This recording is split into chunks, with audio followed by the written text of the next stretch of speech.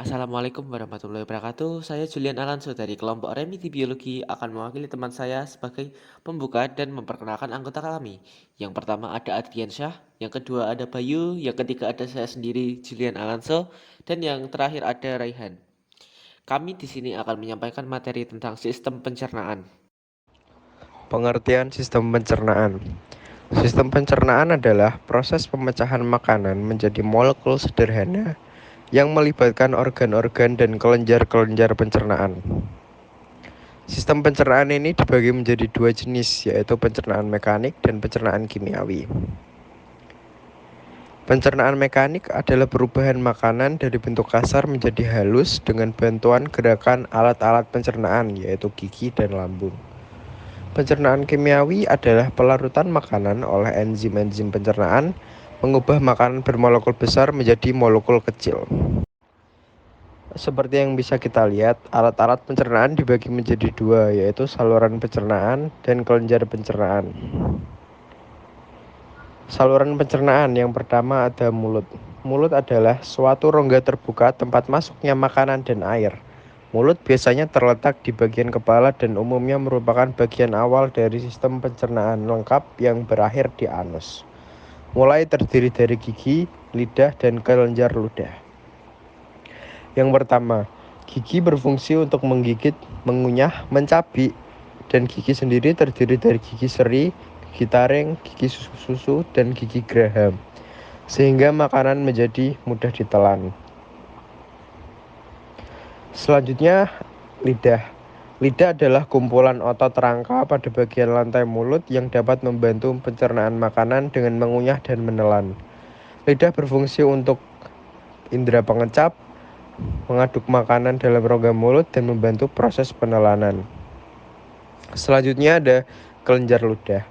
Fungsi kelenjar ludah yaitu menyekresikan saliva atau air liur yang mengandung enzim petialin, mengubah amilum menjadi maltosa. Fungsi air liur sendiri yaitu membasahi makanan, mencegah mulut kekeringan, membunuh mikroorganisme, dan bertindak sebagai buffer. Selanjutnya faring. Faring adalah tenggorokan atau kerongkongan yang merupakan bagian dari sistem pencernaan dan sistem pernafasan. Pada umumnya, faring dibagi menjadi tiga bagian, yaitu faring nasal yang berhubungan dengan rongga hidung, faring oral yang berhubungan dengan rongga paru-paru, dan faring laringeal yang berhubungan dengan epiglotis dari laring serta menuju ke esofagus. Fungsi faring sendiri yaitu sebagai saluran alat pencernaan yang membawa makanan dari mulut hingga ke esofagus. Selanjutnya, seperti yang bisa kita lihat di gambar, esofagus atau kerongkongan. Makanan masuk dari mulut menuju ke lambung melalui esofagus. Dan kira-kira panjang pipa esofagus sepanjang 25 cm yang terdiri dari rongga hidung, faring, epiglotis, kerongkongan, dan tenggorokan. Usus halus. Usus halus atau usus kecil adalah bagian dari saluran pencernaan yang terletak di antara lambung dan usus besar.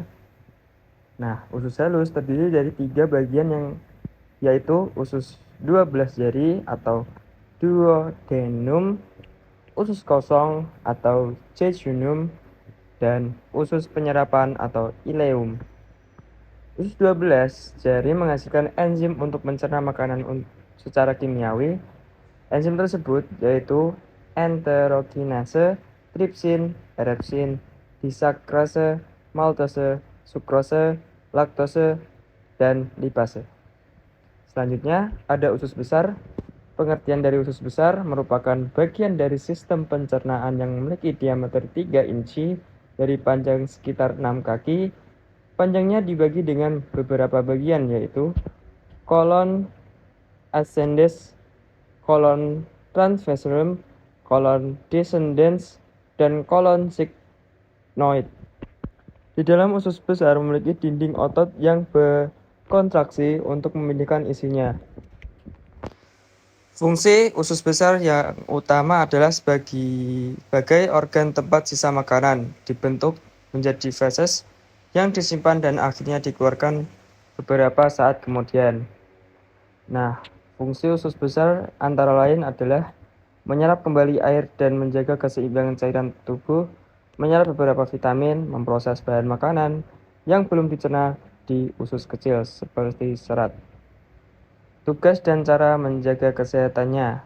Tugas usus besar adalah mengeringankan sisa makanan dan membentuknya menjadi feses.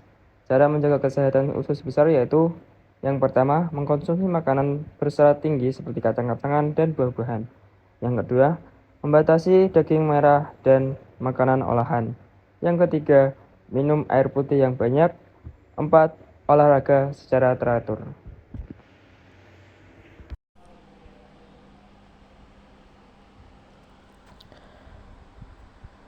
Anus. Anus adalah salah satu saluran yang ada pada tubuh di dalam sistem pencernaan. Anus berada di urutan paling akhir dan juga sebenarnya anus merupakan bagian saluran pembuangan. Sebagai lubang akhir dalam saluran pencernaan, anus mendekati bagian luar tubuh. Anus sendiri terdiri dari otot-otot dasar panggul dan juga dua sfinkter anal internal dan eksternal. Fungsi dari otot ini adalah membantu mencegah buang air besar tanpa sengaja encopresis, misalnya ketika tidur. Fungsi anus dalam pencernaan juga terdapat sfinkter eksternal. Ini merupakan otot melingkar dan membentuk dinding anus untuk menahannya agar tetap tertutup. Penyakit yang dapat menyerang anus yaitu 1. Pasir internal dan eksternal, 2. Kanker anus, 3. Kutil anus, 4. Anus gatal, 5. Sembelit.